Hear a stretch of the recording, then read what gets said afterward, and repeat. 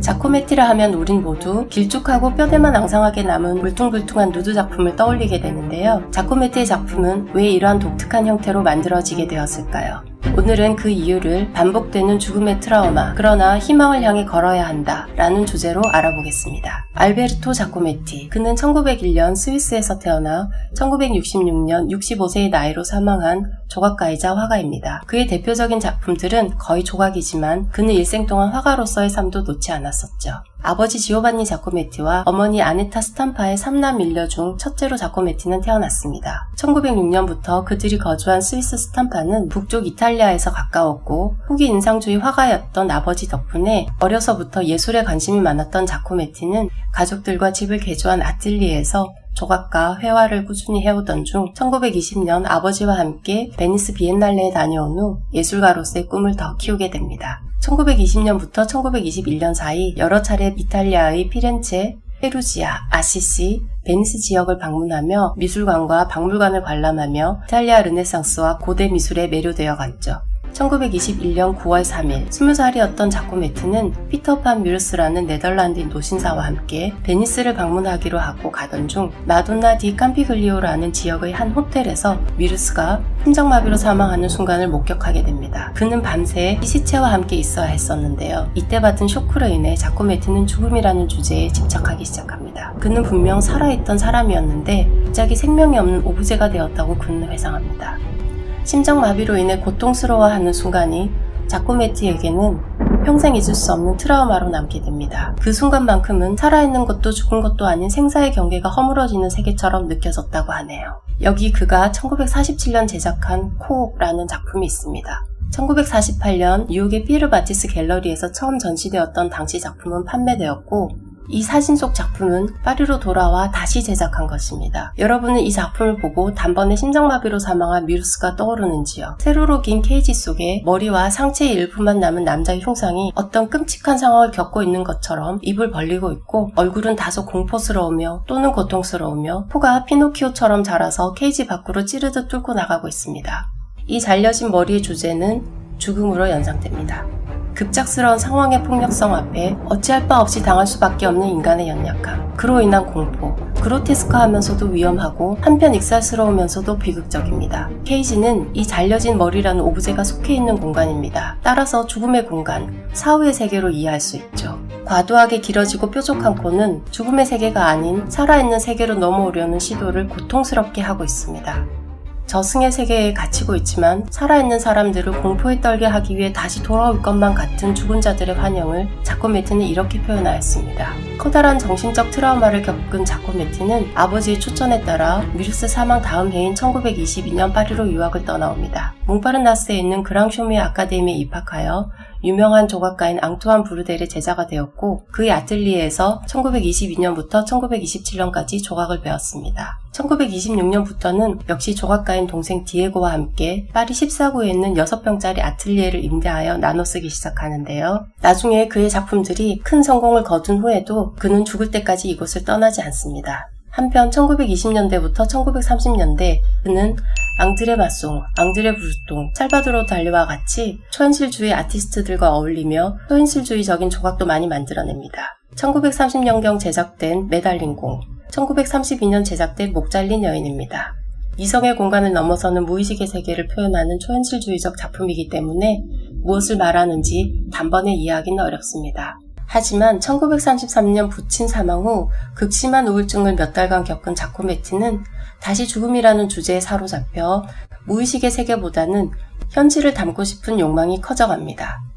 눈에 보이는 대로 현실을 담아내는 인상파 작업을 하던 아버지의 말씀이 떠올랐기 때문으로 추정되고 무엇보다 죽음, 분명히 존재했던 생명이 일순간 사라지는 것에 대한 두려움의 공포가 그를 사로잡았기 때문이죠.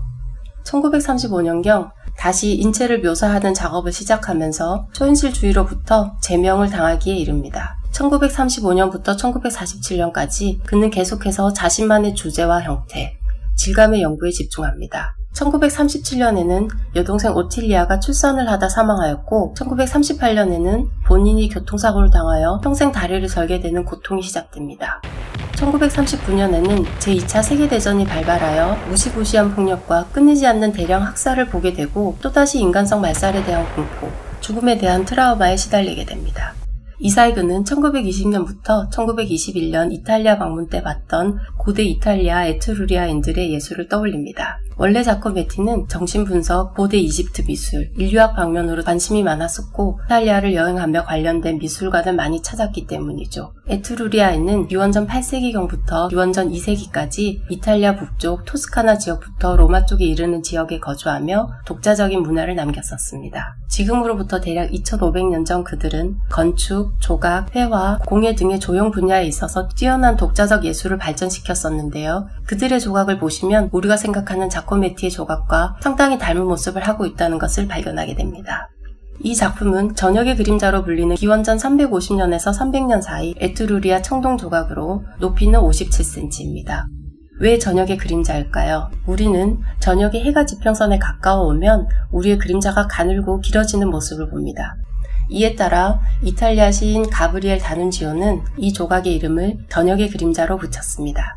이 그림자는 내 그림자가 될 수도 있고 나에게서 멀어져 가는 다른 사람들의 그림자가 될 수도 있습니다. 가까운 지인의 죽음, 가족의 죽음, 전쟁으로 인한 학살 등 끊임없는 죽음을 마주하면서 자코메티는 인간의 존재성에 대한 의문을 가졌습니다. 점점 멀리 사라져가는 존재, 어렴풋하게 남는 인간의 실루엣, 있던 것이 결국은 사라집니다. 이에 자코메티는 인간의 존재에 대한 연민을 가지게 되었고 죽어서 없어지는 것에 대한 공포를 느끼며 사라지는 것에 대한 기록의 도전을 시작합니다. 자신이 기억하는 방식으로 인간 존재에 대한 영속성을 부여하고 싶은 거죠. 같은 문화권이 아닌 전 세계 그 누가 봐도 인간이구나 하는 형태는 무엇일까 고민하였습니다. 그래서 때로는 남자인지 여자인지도 알 수 없게 최대한 간단하면서도 본질적인 실루엣만 남기는 형태를 선택하게 됩니다.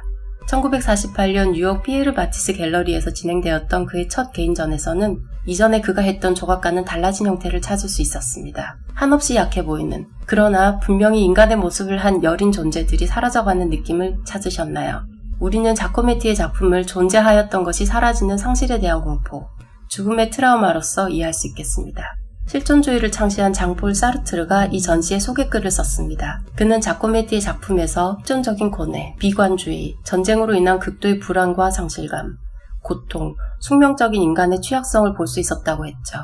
자코메티는 말했습니다. 나는 항상 살아있는 존재들의 취약성을 느꼈다. 순간순간마다 항상 넘어질 것 같은 위협 앞에서 마치 매 순간 일어서 있기 위해 엄청난 에너지가 필요한 것처럼. 그리고 그는 작품이 기성품처럼 매끈하게 잘 다듬어지는 것을 원치 않았습니다. 그의 예술은 아름다움을 표현하려 한 것이 아니라 세상에 질문을 던지는 것이었습니다. 조각은 오브제가 아니며 물음을 던지는 것이며 질문하는 것이며 대답하는 것이다.